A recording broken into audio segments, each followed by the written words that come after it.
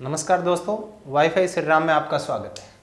तो आज देखिए हम पढ़ेंगे जो 15वीं विधानसभा थी राजस्थान की, उस 15वीं विधानसभा की राजस्थान का आज से कुछ दिन पीछे चुनाव हुआ और उस चुनाव के बाद उसका रिजल्ट आया। रिजल्ट आने के बाद हमारे सामने विभिन्न प्रकार के तथ्य आए।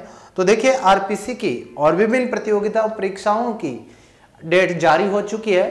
तो वर्तमान समसामयिक विषयों के मद्देनजर रखते हुए विधानसभा चुनाव बहुत ही महत्वपूर्ण है। इसे क्वेश्चन आएंगे, हर एग्जाम में 2-3 क्वेश्चन आ सकते हैं और हमारे सामने इसके विभिन्न क्वेश्चन देखने को मिलते हैं। तो आज हम पढ़ेंगे कि 15वीं विधानसभा में से कौन कौन से क्वेश्चन आने की संभावना है, क्या क्या क्वेश्चन बनते हैं उसके पूर्व। यानी कहने का मतलब जो 15वीं विधानसभा का चुनाव थे उस विधानसभा चुनाव के बारे में हम पूरा पढ़े। तो शुरुआत करते हैं। आइए, वर्तमान कौन सी विधानसभा के चुनाव हुए? 15वीं विधानसभा के चुनाव। ये चुनाव कब हुए? तो आपको ध्यान देना है कि ये चुनाव हुए कब? 7 दिसंबर 2018 को। कुल सीटें यानी कुल सीटें या जिसे अपन कह सकते हैं कुल विधानसभा सीटें राजस्थान में 200 थी। अब आपके दिमाग में आता है कि भारतीय संविधान में कौन से अनुच्छेद में विधानसभा का उल्लेख है? तो संविधान के अनुच्छेद 170 में विधानसभा का उल्लेख है। तो कौन से में? अनुच्छेद 170 में। तो कुल सीटें या कुल विधानसभा सीटें कितनी? 200।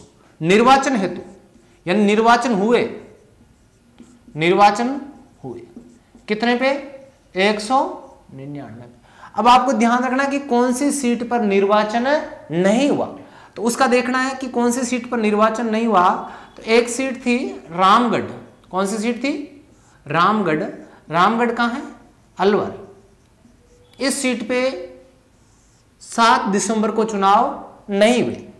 क्यों नहीं हुए? क्योंकि बसपा के प्रत्याशी लक्ष्मण सिंह की मृत्यु हो गई। किसके? यानी बसपा पार्टी के प्रत्याशी लक्ष्मण सिंह की मृत्यु हो गई। तो पीछे कितनी रही? 199 सीटों पे निर्वाचन हुआ। अब हम देखते हैं कि निर्वाचन का रिजल्ट क्या रहा। तो देखिए इसको देखते हैं। तो हम सबसे बड़ी पार्टी के रूप में उभरी वो थी कांग्रेस। कांग्रेस लेके आई 99 सीटें। कितने सीटें? 99। अब देखिए कि आपको बहुमत के लिए सीटें पूछी जा सकती है। तो 200 में से तो आधे प्लस 1 यानी 50 प्लस 1। तो यहां आधा प्लस 1 कांग्रेस को बहुमत के लिए कितनी सीटें चाहिए थी? 100 सीटें। लेकिन कांग्रेस के पास आई कितनी? 99। अब अपने को देखना है कि किस एक पार्टी के नेता को मिलाया गया, एक सीट मिलेगी, वो होगी 99। अब आपको ये देखना कि यह कौन था। तो ये पार्टी थी, उस पार्टी का नाम था राष्ट्रीय लोकदल। कौन सी पार्टी थी? राष्ट्रीय लोकदल। उस पार्टी के एक विधायक को मिला दिया गया। तो 99 प्लस 1 100 होगी। अब आपको देखना कि राष्ट्रीय लोकदल पार्टी का विधायक कौन था। उस विधायक का नाम था सुभाष गर्ग। क्या नाम था? सुभाष गर्ग। अब आपको यह भी पूछा जा सकता है सुभाष गर्ग कहां से था विधायक? तो सुभाष गर्ग भरतपुर से विधायक था। अब आपको यह देखना है कि राष्ट्रीय लोकदल पार्टी उसके वर्तमान अध्यक्ष कौन है? तो उसके वर्तमान अध्यक्ष है अजीत चौधरी। कौन है? अजीत चौधरी। वर्तमान अध्यक्ष कौन है? अजीत चौधरी। तो बहुमत के लिए जो आंकड़ा था 100 कांग्रेस ने पूरा कर लिया। कैसे पूरा किया? तो कांग्रेस को मिली 99, एक मिला लिया गया। तो किस पार्टी का? राष्ट्रीय लोकदल का। उस विधायक का नाम था सुभाष गर्ग और कहां से चुन के आया? भरतपुर से। और जो राष्ट्रीय लोकदल पार्टी है उसका प्रमुख है, उसका नाम है अजीत चौधरी। हो गया दोस्तों, आगे चलते हैं।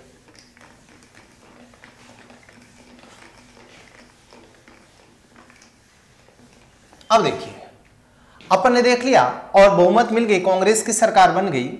अब देखिए इस सरकार के दौरान अपने को देखना है कुल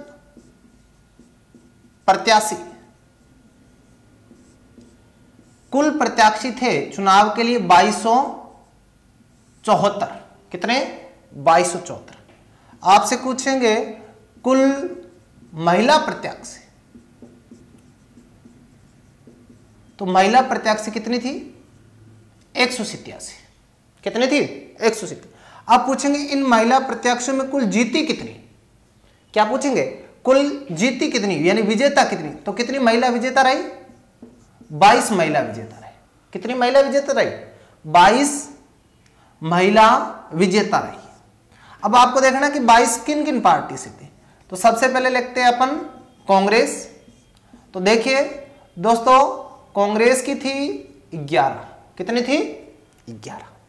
अब दूसरे पे आते हैं तो बीजेपी, बीजेपी की हो गई 9, और तीसरे में आते हैं अन्य, अन्य की हो गई 2, तो अपनी टोटल हो गई 22। अब आपने को देखना कि अन्य की 2 कौन सी थी, क्या थी, अन्य की 2 कौन सी थी, एक तो थी गरिमा खड़िया, ठीक है, और एक थी इंदिरा मीणा। अन्य 2 कौन सी थी, गरिमा खड़िया और इंदिरा मीणा। हो गया। ये तो कुल, अगर कुल प्रत्याशी पूछे तो आपको देखना है कि 2274, उसमें से महिला प्रत्याशी 187। अब पुरुष प्रत्याशी पूछा जाए तो क्या कर लोगे, 2274 में से 187 घटा लोगे, पीछे आएंगे वो पुरुष प्रत्याशी आएंगे। उसमें से महिला विजेता कितनी हुई, तो 22 महिला विजेता हुई। उसमें कांग्रेस की थी 11, बीजेपी की थी 9, अन्य की थी 2। अन्य की 2 कौन सी थी, तो गरिमा खड़िया और इंदिरा मीणा। हो गया। अब देखते हैं सर्वाधिक मतों से जीतने वाले, क्या देखते हैं, सर्वाधिक मतों से विजय होने वाले। तो सर्वाधिक मतों से विजय होने वाले थे, उनका नाम था कैलाश मेघवाल। क्या नाम था, कैलाश मेघवाल। आपको यह भी ध्यान रखना है, जो कि 14वीं विधानसभा थी, कौन सी विधानसभा, 14वीं विधानसभा थी, उस 14वीं विधानसभा का अध्यक्ष था, वो कौन था, कैलाश मेघवाल। लेकिन यह भी ध्यान रखना है कि सर्वाधिक मतों से जीते कौन, कैलाश मेघवाल। कितने हजार से, 74,542 वोटों से सर्वाधिक मतों से जीते थे कैलाश मेघवाल। अब आपको देखना है कि कैलाश मेघवाल किस पार्टी के थे, तो आपको पता है कि 14वीं विधानसभा अर्थात कैलाश मेघवाल बीजेपी से थे। अब आपको देखना है कैलाश मेघवाल कहां से जीते, तो आपको याद रखना है कि कैलाश मेघवाल शाहपुरा भीलवाड़ा से जीते थे। कहां से जीते थे, शाहपुरा भीलवाड़ा से। राजस्थान में एक और शाहपुरा की विधानसभा सीट है, वो है शाहपुरा जयपुर, वो शाहपुरा है, लेकिन वहां से जीते थे आलोक बेनीवाल। कौन जीते, आलोक, जानते हो जी आलोक बेनीवाल, राजस्थान की प्रथम महिला मंत्री थी, जो उप मंत्री बनी थी, उसका नाम था कमला बेनीवाल। क्या नाम था, कमला बेनीवाल, उसके लड़के हैं आलोक बेनीवाल। तो आपको देखना है कि सर्वाधिक मतों से विजय हुए कैलाश मेघवाल 74,542 वोटों से। कहां से जीते है, शाहपुरा से, और शाहपुरा कहां है, भीलवाड़ा से। अब देखना है कम अंतर से, क्या देखना है, कम अंतर से। तो सबसे कम अंतर से जीते आसिंद, आसिंद भी कहां है, भीलवाड़ा से। सबसे कम मतों से जीते आसिंद भीलवाड़ा से, और जीते कौन, जब्बर सिंह। कौन जीते, जब्बर सिंह, और जब्बर सिंह भी किससे थे, बीजेपी से। और कितने वोटों से जीते, 154 वोटों से। हो गया। तो देखिए कुल प्रत्याशी चुनाव के लिए 2274, कुल महिला प्रत्याशी 187, विजेता महिला प्रत्याशी 22, कांग्रेस की तरफ से 11, बीजेपी की तरफ से 9, अन्य की तरफ से 2, टोटल हो गई 22। अन्य 2 कौन थी, तो गरिमा खड़िया और इंदिरा मीणा। अब हमारे पास आया कि सर्वाधिक मतों से विजय होने वाले, तो कैलाश मेघवाल। कहां से विजय हुए, शाहपुरा भीलवाड़ा से। आप इसका भी डिजिट याद रख सकते हो, लेकिन बाकी पूछा नहीं जा सकता। सबसे कम मतों से जीते कौन, जब्बर सिंह। कहां से जीते, आसिंद भीलवाड़ा से, और कितने मतों से, 154 मतों से। अब आपको याद रखना है कि शाहपुरा भीलवाड़ा से जीते थे कैलाश मेघवाल, और एक दूसरी शाहपुरा विधानसभा है, वो है जयपुर, तो वहां से जीते थे आलोक बेनीवाल। और आलोक बेनीवाल कौन है, कमला बेनीवाल के बेटे, जो पिछली विधानसभा यानी राजस्थान की जो विधानसभा बननी शुरू हुई उसमें सबसे पहले महिला मंत्री थी कमला बेनीवाल, तो उस कमला बेनीवाल का लड़का है। हो गया। अब हम आगे पढ़ेंगे इसी विधानसभा में।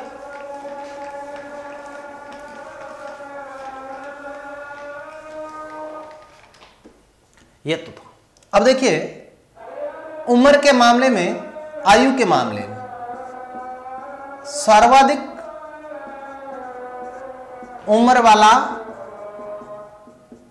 विधायक या सबसे बूढ़ा विधायक भी बोल सकते हैं इसको, सबसे बड़ी उम्र के विधायक थे राजस्थान की 15वीं विधानसभा में जो जीत के आए, उनका नाम था कैलाश मेघवाल। क्या नाम था? कैलाश मेघवाल। कितने सालों के थे? 84 वर्ष के। उसके बाद सबसे छोटी उम्र के विधायक, सबसे छोटी उम्र के विधायक, उनका नाम था राजकुमार रावत। ये भारतीय जनजाति पार्टी से थे और ये 26 साल के थे। लेकिन जिस दिन चुनाव का रिजल्ट आया था, जो पेपर थे, न्यूज़पेपर थे, उन्होंने रामनिवास ग्रासिया बताया था, लेकिन उससे भी छोटी उम्र के, सबसे छोटी उम्र के विधायक राजकुमार रावत। तो अगर रामनिवास ग्रासिया और राजकुमार रावत आ जाए तो आपको क्या करना है? राजकुमार रावत, जो भारतीय जनजाति पार्टी से थे। ये तो था पुरुष वर्ग से। अब आता है महिला वर्ग से। महिला वर्ग से सबसे वृद्ध विधायिका, सबसे वृद्ध विधायिका, उनका नाम है सूर्यकांता व्यास। क्या नाम है? सूर्यकांता व्यास। ये तो हो गए सबसे वृद्ध। अब बात करते हैं सबसे युवा, सबसे युवा विधायक, सबसे युवा विधायक और महिला कैटेगरी में उसका नाम था, इसकी उम्र भी लिख सकते हो, 80 वर्ष थे ये। उसके बाद सबसे युवा है, उनका नाम इंदिरा मीणा और ये 31 वर्ष के थे। कितने वर्ष के? 31 वर्ष के, 31 ईयर। तो आपको देखना है कि सर्वाधिक उम्र वाला विधायक, यानी सबसे बुजुर्ग विधायक था वो था कैलाश मेघवाल, 84।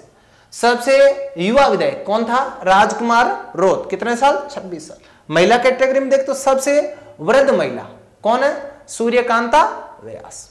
कितने साल? 80। सबसे युवा महिला विधायक तो इंदिरा मीणा, 31 वर्ष। यह तो हो गया पुरुष कैटेगरी पहले और उसके बाद महिला कैटेगरी का। अब हम देखते हैं कि चुनाव का परिणाम कैसे रहा, कितना प्रतिशत मत प्रतिशत रहा। तो देखिए चुनाव परिणाम में टोटल मत रहा, वो रहा 74.69%, यानी जो मत प्रतिशत रहा कितना? 74.69।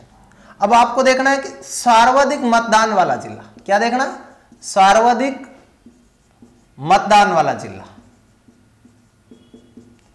सर्वाधिक मतदान वाला जिला था, उस जिले का नाम था जैसलमेर। क्या नाम था? जैसलमेर। कम मतदान वाला जिला, कम मतदान वाला जिला, इसमें आपको देखना है कि सबसे कम मतदान वाला जिला था वो था पाली। क्या था? पाली। उसके बाद अपने को अलग अलग करने, टोटल मत प्रतिशत हो गया था 74.69। अब इसको दो भागों में डिवाइड करना है अपने, पुरुष और महिला। पुरुष मत प्रतिशत और महिला मत प्रतिशत, महिला मत प्रतिशत। तो देखिए इस बार पुरुषों की बजाय महिलाओं का मत प्रतिशत था वो ज्यादा रहा, पुरुषों का रहा 73.80। कितना? 73.80, जबकि महिलाओं का रहा 74.66। तो हम देखा कि कुल मत प्रतिशत 74.69, सर्वाधिक मतदान वाला जिला जैसलमेर, कम मतदान वाला जिला पाली। पुरुष मत प्रतिशत 73.80, महिला मत प्रतिशत 74.66। अब अपने को देखना है कि सर्वाधिक, ये तो हो गया, तो देखिए सर्वाधिक मतदान वाला जिला जैसलमेर, कम मतदान वाला जिला पाली, पुरुष मत प्रतिशत 73.80, महिला मत प्रतिशत 74.66। यह तो हो गया जिलों का, पुरुष का, महिलाओं का।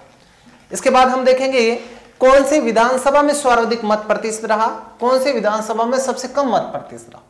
सर्वाधिक मतदान वाली विधानसभा,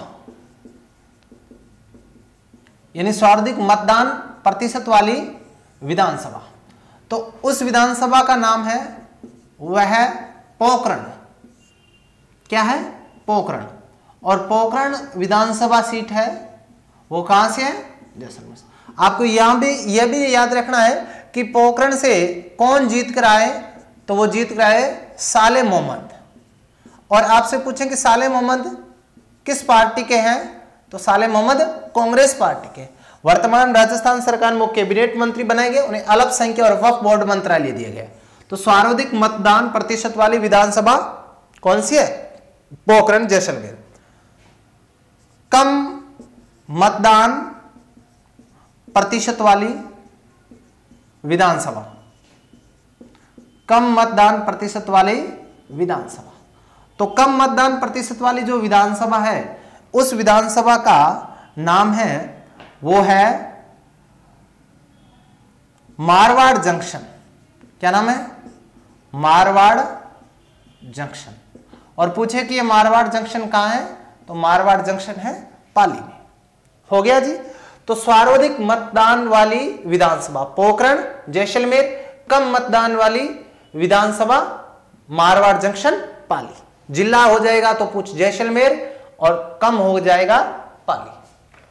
यह तो था चुनाव के बारे में, किसका कितना प्रतिशत मत रहा, कौन सर्वाधिक मतों से जीता, कौन कम मतों से जीता, कितनी महिला विधायक थी, कुल कितने प्रत्याशी थे। अब हम आगे चलते हैं, तो आगे आते हैं। तो जो रामगढ़ सीट थी, कौन सी सीट?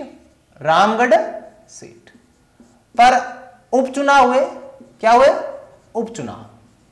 और रामगढ़ सीट जो अलवर में थी, जहां पे 7 दिसंबर को मतदान नहीं हुए थे। क्यों नहीं हुए थे? क्योंकि यहां बसपा के प्रत्याशी लक्ष्मण सिंह की मृत्यु हो गई थी, और इसी कारण यहां पर दोबारा चुनाव हुए।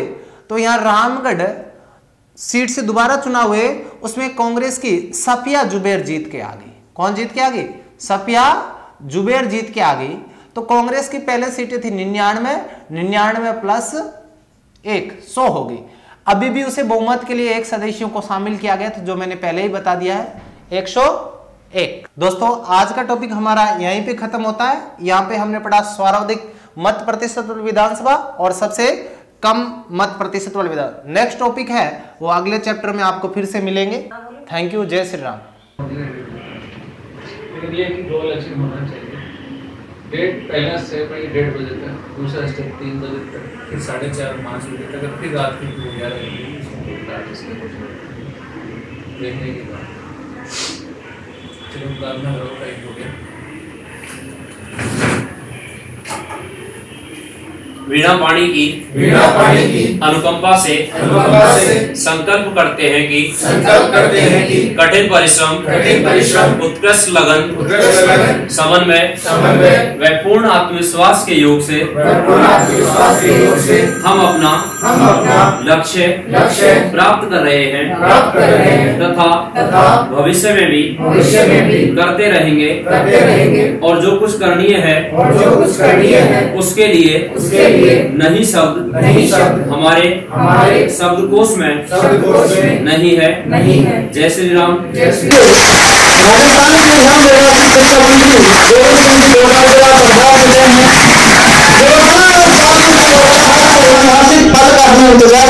इंतजार की घड़ियां अब खत्म होती है।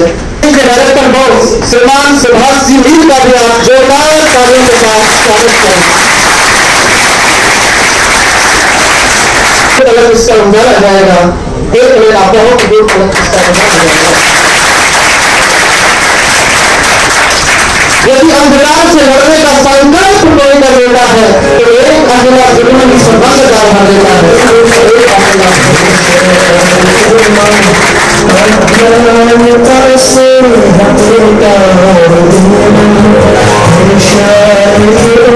Shri Ram competition classes private limited Sikar के इस प्रांगण में सबसे पहले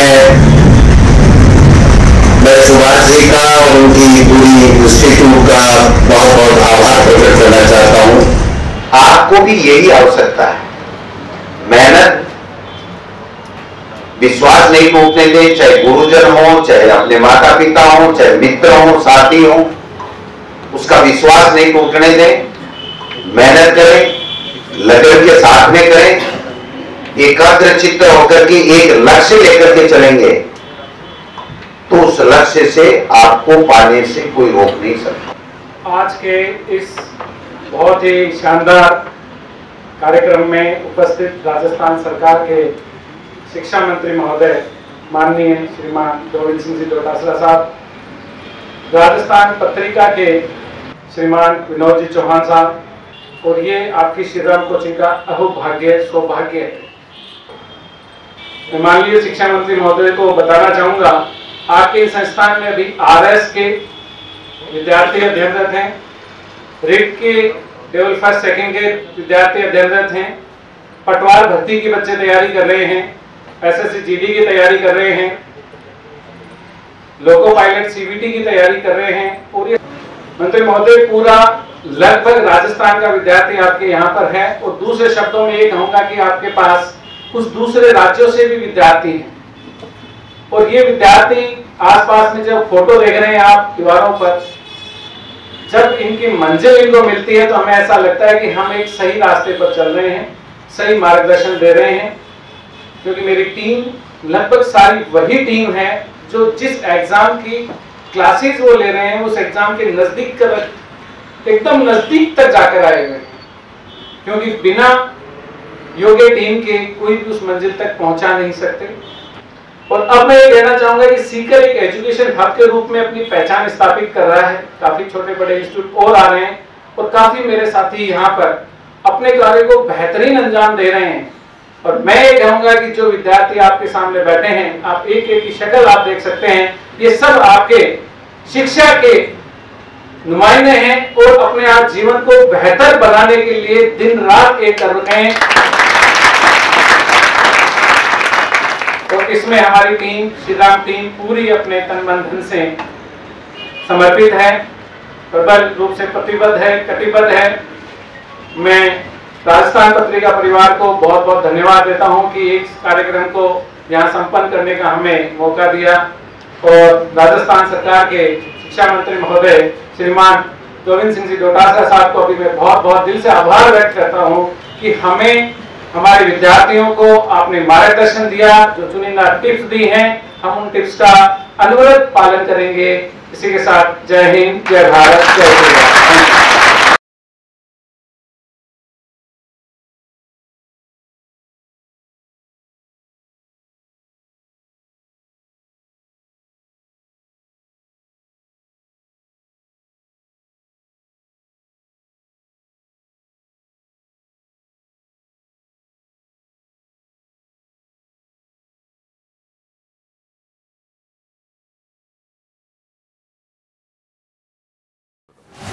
आज का ये बहुत बड़ी सफलता का दिन RS proper. Thank you. Best of luck. शानदार तालियां पकड़ा, उस पानी में डालना जबरदस्त। उसका सांस घुटने लगा, वो ऊपर उठना चाह रहा था, गुरु ने वो जोर से दबा दिया, उसने पूरा जोर लगा दिया। और जब 1-2 मिनट तक उसको दबाए रखा और बिल्कुल जब लगा कि अब भी दबाए रखा तो ये मर जाएगा, तब उसको छोड़ा। वो जब बाहर वापस आया तो उसने कहा, गुरुजी ये आपने क्या किया? मैं तो क्या पूछ रहा था और आप तो उल्टा मेरे को मारने चले। तो गुरु ने कहा कि बिल्कुल लास्ट में आपको कैसा महसूस हो रहा था? जब कि एक एक सांस के लिए मेरा ये हो रहा था कि पूरी जान लगा दूं, किसी तरह से बाहर निकल जाए। तो उसने कहा कि वो जो फीलिंग आपको उस वक्त हो रही थी, वो फीलिंग अगर आप अपने किसी भी चीज को जो आप अचीव करना चाहते हो, वो फीलिंग, वो एफर्ट, वो आप उसमें लगाओगे, वो शिद्दत है। और वो शिद्दत अगर आप पैदा कर लेते हो अपने लक्ष्य के प्रति, तो मैं नहीं समझता कि लक्ष्य आपसे, आप क्यों नहीं लक्ष्य हासिल कर सकते।